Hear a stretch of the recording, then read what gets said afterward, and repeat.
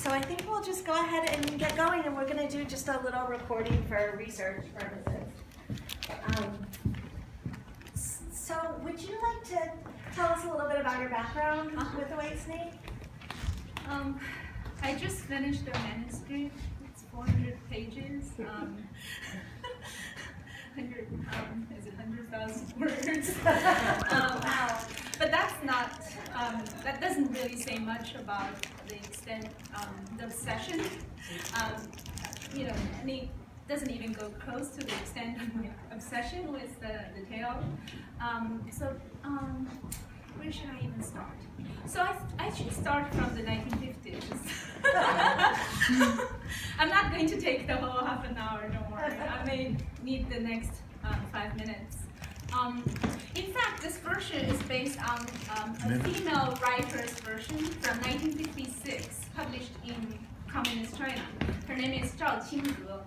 And this version is, of course, Mary Zimmerman's one-act play that's written in English. So it's not a translation of Chinese tale by any means. This is the original English language version by Mary Zimmerman, which premiered in 2012 in the Oregon Shakespeare Festival. And then the version I saw before today is the 2014 Wuzhen International Film Festival version, which is in a water town very close to Hangzhou, the location of the play, on a water field and 1,500 years old water town. And that's the site of the International Film Theater Festival, which I went in 2014. So that festival opened with Green Snake. It's a play by an avant-garde contemporary female openly gay director. Her name is Tian Jingxin, and that's a Chinese play. Opened that festival, and White Snake Zimmerman version, directed on site by Zimmerman herself in Wuzhen in 2014, is the closing play of that International Theater Festival that I watched 5 years ago already. My God, I don't remember I cried that bad.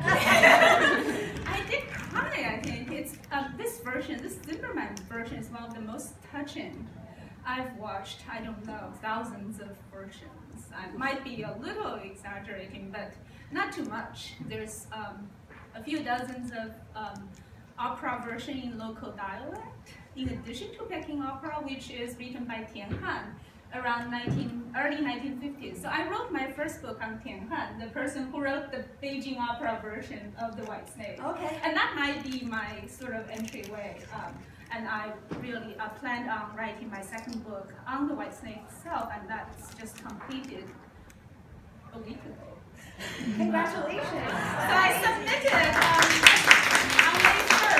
on May 1st, Labor Day, International Labor Day. And I was able to submit to the press, and they acknowledged, and they're sending it out for review right now. Yeah, that's a long answer.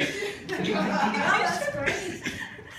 So did you grow up knowing this story? Yeah. I'm from Sichuan province, where the mountain, Emei Mountain, in the story is located.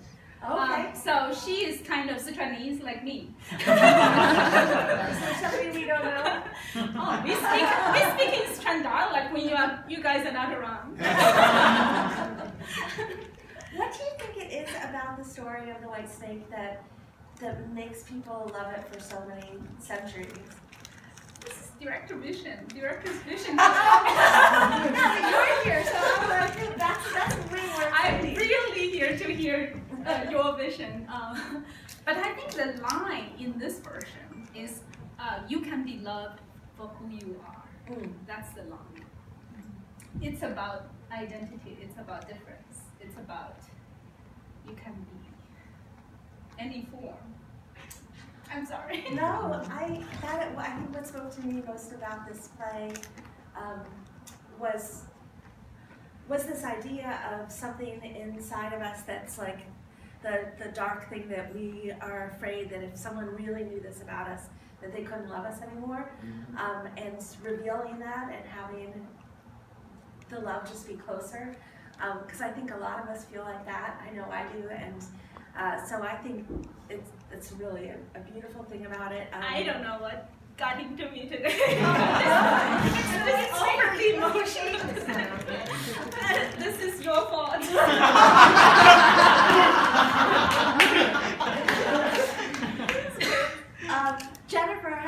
Jennifer and Andrew have lines in this play during the wedding thing where you would know it. I don't know it by heart, but it's they say when you fall deeply in love when someone opens when the other person opens a door to a whole world you've never known. Yeah. Mm-hmm.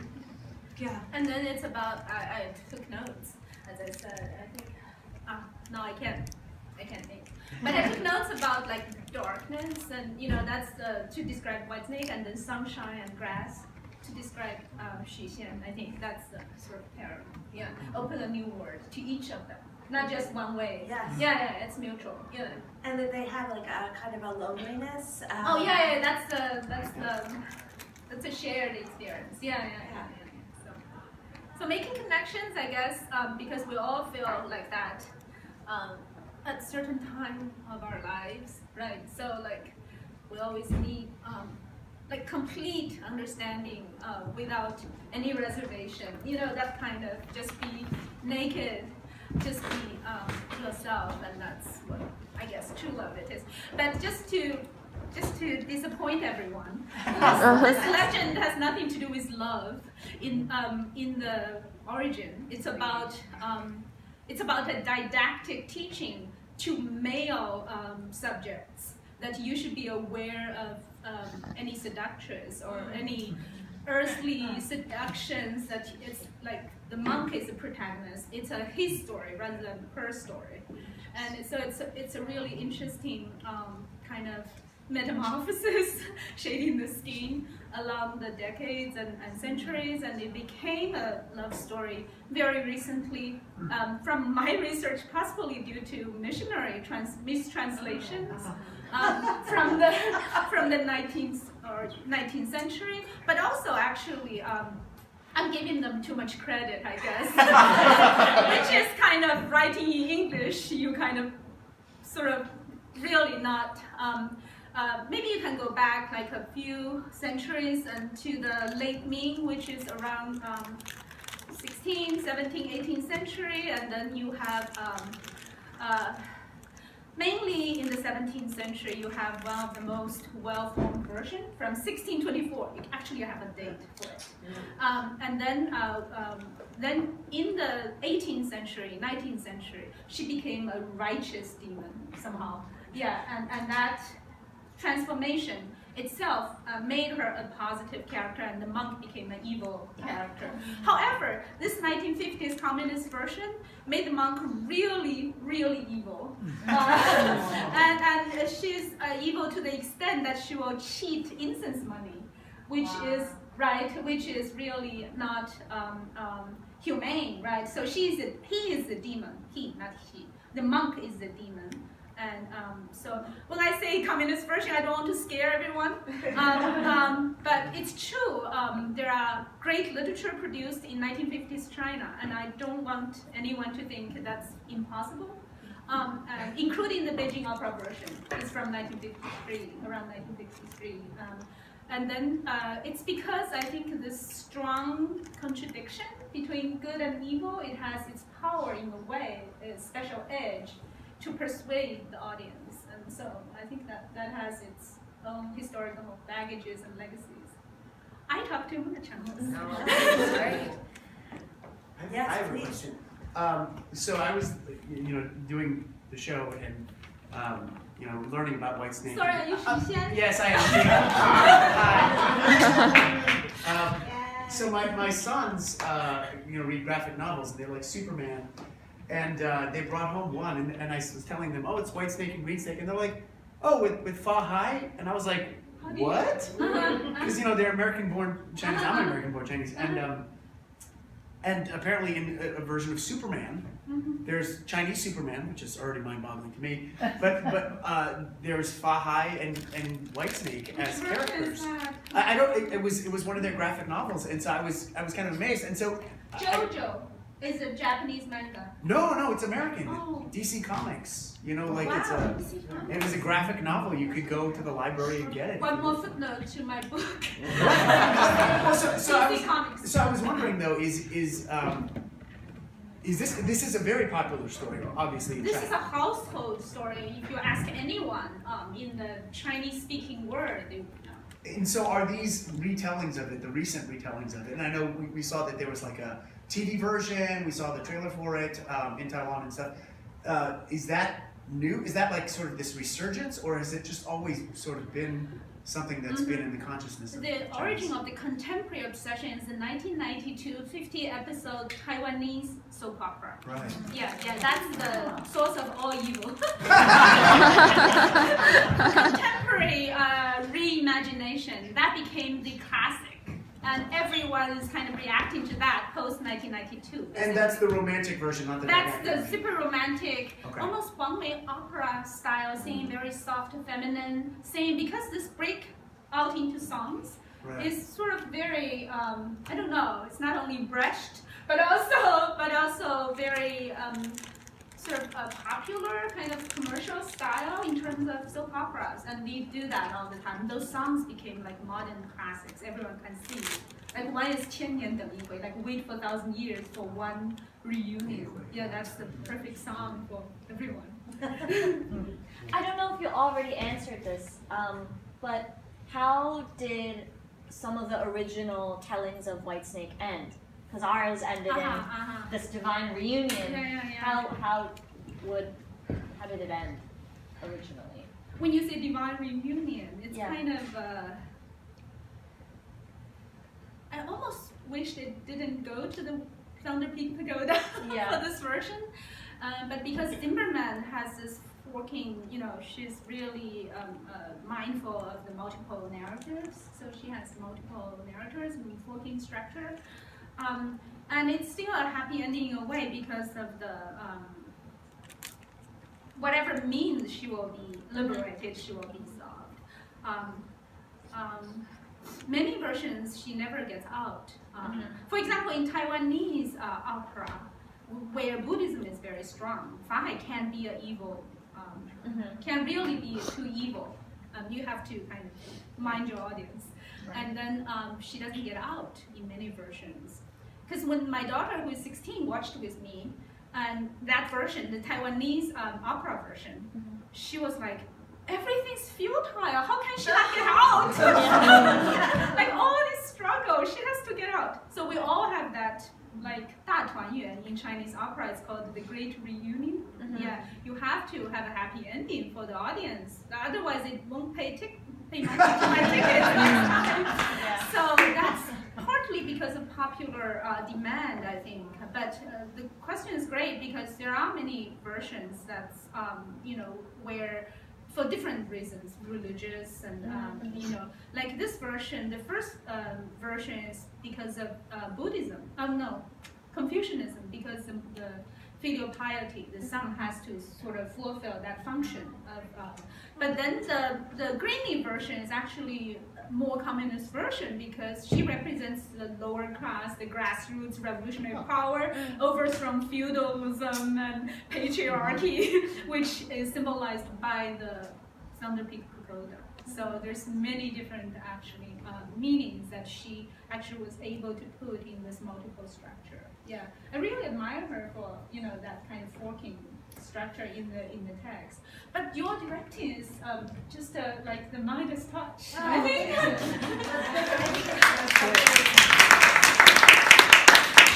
Such a great group of people who came together, and the cast is so Amazing. talented, and also so smart and fun and like very collaborative, coming up with ideas about how to make it work. And I feel the same about the design team. And then Tom and I have worked together very often, but this is the first time I've gotten to collaborate with Chow, and that is amazing. really totally it.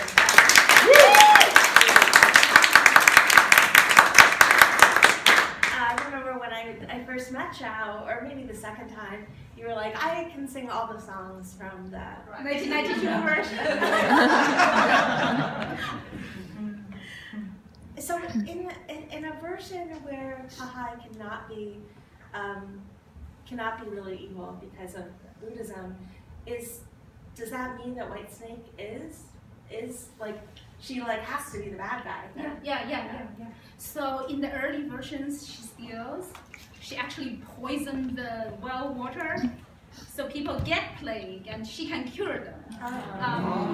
And there's much more. But she's actually a bad spirit.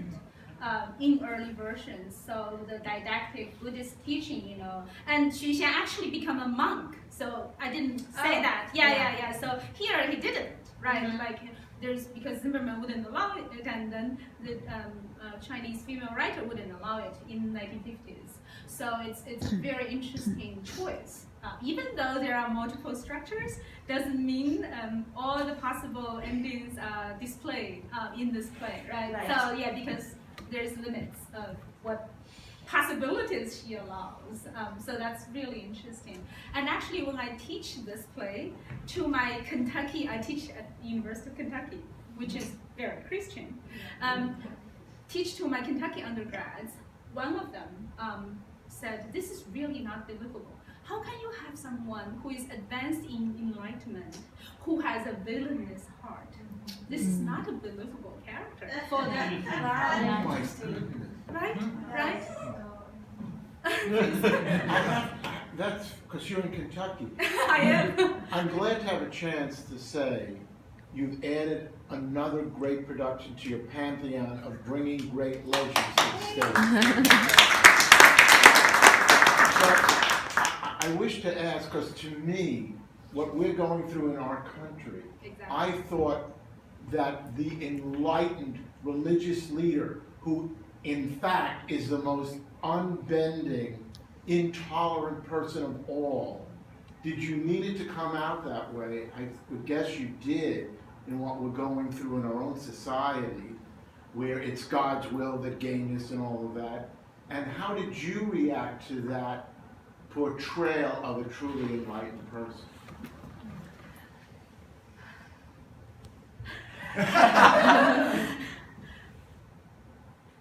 That's a great question. Yeah, that's a good question. Guanyin seems like the most enlightened person. Guanyin, but we don't get to see that much of her. Also, Guanyin is in red. It challenges our expectations because Guanyin is always in white. Yeah. We didn't put her in white because Whitesnake was in white, and we thought it was too much white. But I didn't appreciate quite how bold a decision that was. So I hope it's no.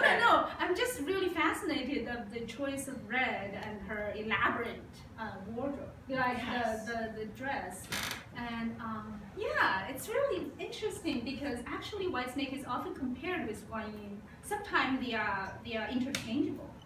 Because people think she has this merciful heart and curing power.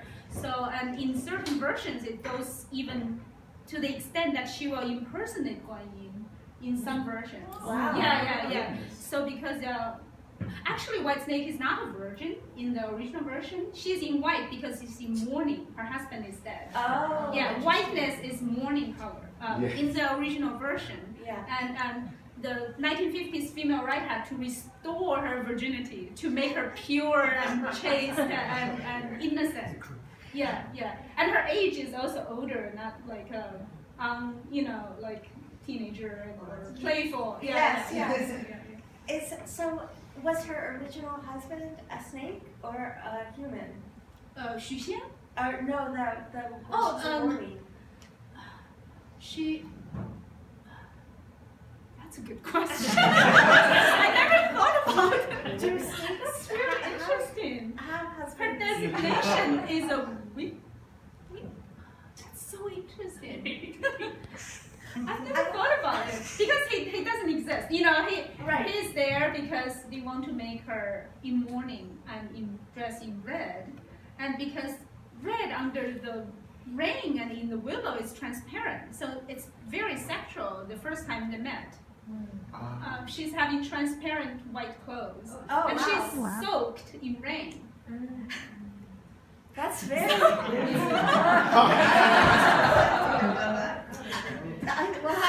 revisit that. That's the future. Yeah, we can sell even more tickets. No, I have my notes. Where are my notes? I took copious notes. I thought the music really ingenious. I don't remember the Zimmerman version in Wuzhen has music. Well, they have she had I think 4 different musicians She did. in the show, Okay. but the Wuzhen version might be a compromise because it's Yeah. on location in China, yeah. and so what she can do there might be very limiting. I don't know, but I still was very touched. It's one of the best show to that point in 2014. Yeah, for me. Interesting. So I can still remember vividly, but also the white snake is a carousel, like not the green snake in her version. So in this version, green snake came up as like a Oh, and the yeah, parasols? yeah, the parasol. Yeah. So and in her version it's white snake. Well, we sort of wanted to try to use the parasols with this in different ways to be the 2 snakes. So the closed green parasols were like more a little bit more sneaky and like sleek thing, whereas the white parasols are a little bit more dancerly, I guess. But we have played a lot of parasol games to try to figure out what might work. They worked beautifully. The parasols were fabulous. Great, good.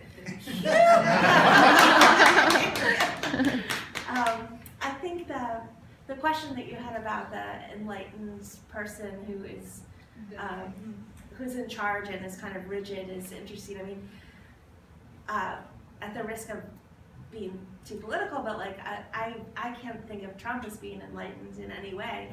But if you look at like Pence, right, he's very religious and rigid and strict, and it reminds me of what Green Snake says, where she says, well, if anyone who's very happy is not concerned about the morals of others, which you can go either way, because even if you're happy, you don't want people killing other people, for instance, or that kind of thing. But there is like Fahai seems to me to like not be like he's very smart, but I feel like there's something missing, there's something empty in him that would make him so concerned and anxious to try to control the world. One of the most famous modern Chinese writer, Lu Xun, who is respected as the founder of modern Chinese literature, wrote a piece in 1924 when the Leifeng Pagoda, Thunder Peak Pagoda fell on September 24th, 1924. He wrote a piece right after it,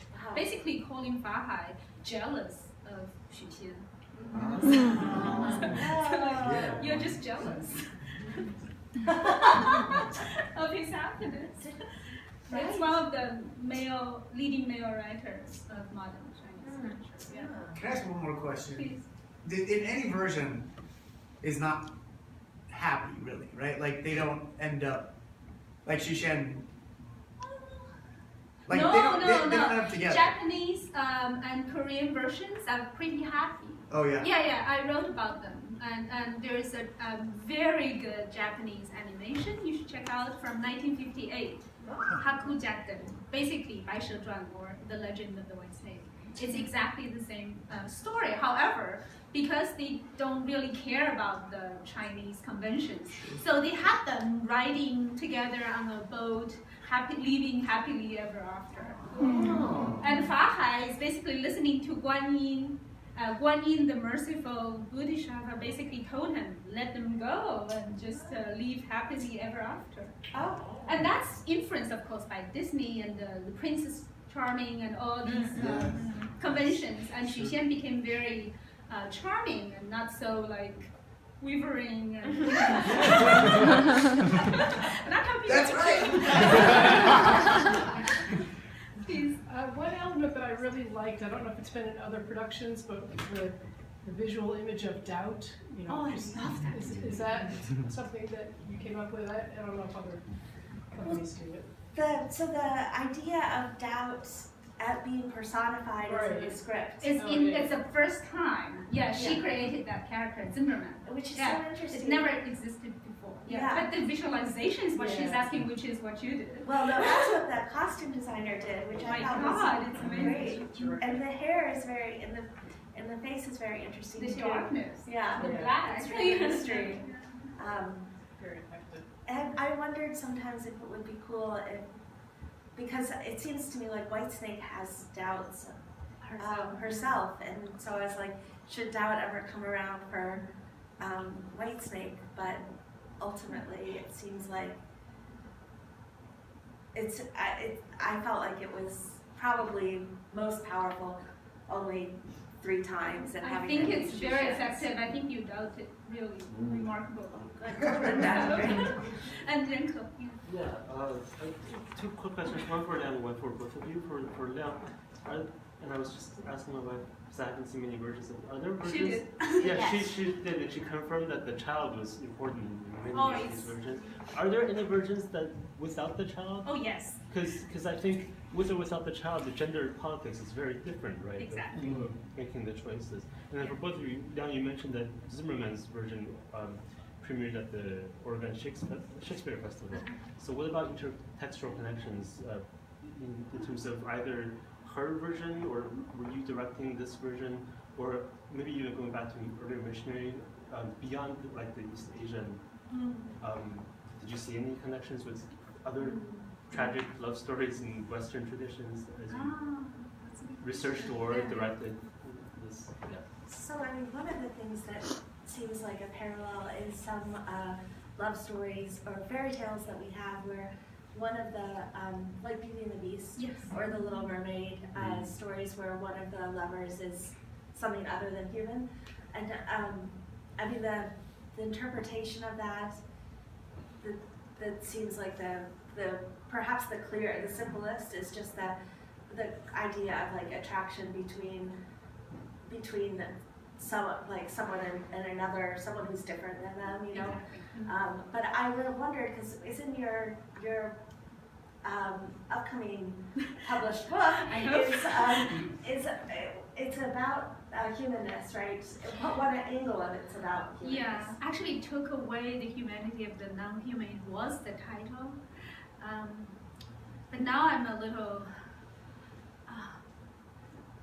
actually ended the introduction with the word descent, like the dissenting voices, but then the last chapter I'm mainly talking about actually non-binary identities and how our contemporary word is very much about inclusion. Try not to be too much about subjugating people of the same, you know, what should I say? So I'm thinking about issues of disability, LGBTQ. I'm thinking about issues of race, ethnicity, and age.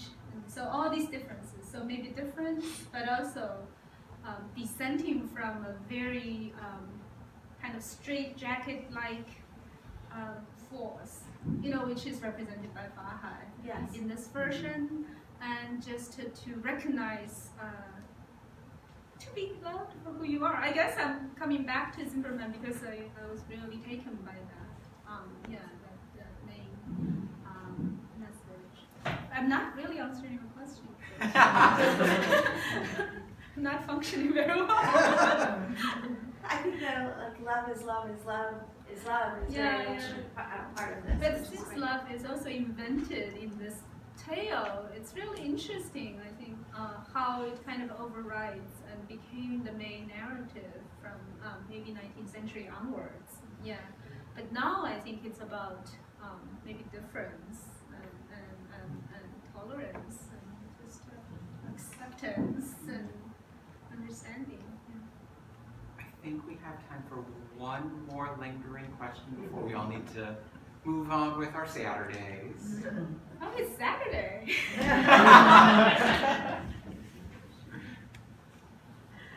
Going. Last question. Going. What about Think of a question. Not yet. Go ahead. I love your performance. You're in so many roles. Okay. So, here's my question. My great question. So in other stories, is the child always a son? That's a great question. Oh. Yes, it is always a son. Either it's no child or son. And the son is supposedly the reincarnation of God, the God of learning, Wen Qu Xing, in the Chinese universe. So he doesn't really need to do anything. His destined to be the top of the list in the imperial examination throughout the country. His top one. Hence, he will be sort of. His mother will be pardoned by the emperor. He will be like going home with all the fanfare. Of course, it's not reflected here, but in all the opera version, like it's a huge ritualistic ending with the emperor because he's the top of the list and he can marry them. Princess if he wanted to. That kind of social status given to learning and filial piety and Confucian learning. So it's always a son, otherwise it's... How come he was given that blessing? That knowledge of... the God decided. The story has it. How did that fit into that story? The story has it, the long-bearded immortal has to give the magic herb to her to save her husband because in many versions she's about to give birth, right? So if they don't have a family, she can't give birth. The God of learning can't get reincarnated. It's going to destroy the whole order of things in the universe. So she has to be a mother to give birth to the God of learning. So in Chinese, so it's just you have to do that. Yeah, okay. She has to fulfill a function. Right, interesting how that forms. That raises the stakes. And it has to be a son because girls won't get educated. Yes. Unfortunately. In all Asian cultures, it's always like that. And of course, you have the butterfly lovers, which you can consider to put up on the stage, and she will pretend to be a boy to get educated and fall in love with a boy, and they will have a tragic love story and turn into butterflies together, live happily ever after as butterflies. Very sad. Well, I just want to tell you what a great honor it is for us to have you here and to hear some of your very many thoughts about the story. So thank you so much. Thank you so much for having me.